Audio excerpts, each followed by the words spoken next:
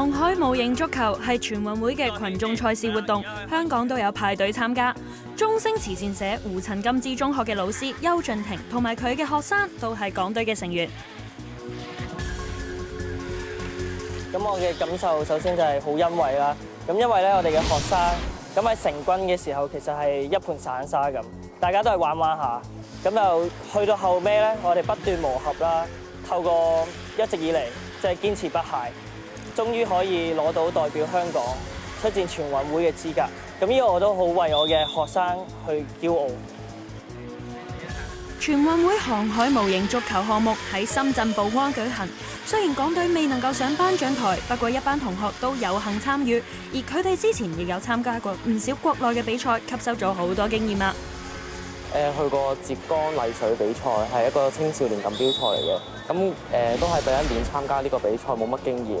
但係睇到啲對手咧都實力好勁啦，咁我哋完全係比唔上嘅。不過我哋去完嗰次比賽都學到好多經驗啊。航海模型足球係3打3，戰術合作上咧要同隊友配合，操控上亦都好考驗運動員嘅應變能力、溝通、手眼協調都係一個鍛鍊啦。因為我哋用個遙控器咧，第一次用咧係未用慣嘅，所以我哋每一場訓練咧都要熟習下點樣去 set 好嗰個遙控器啦。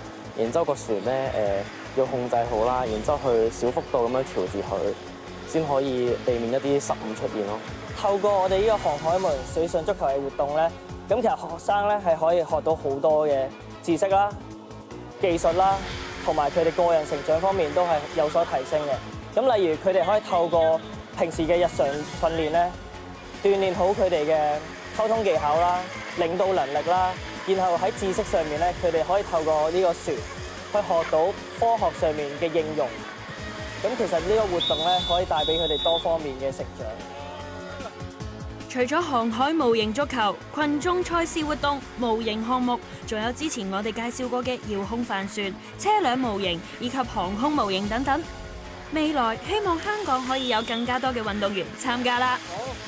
好。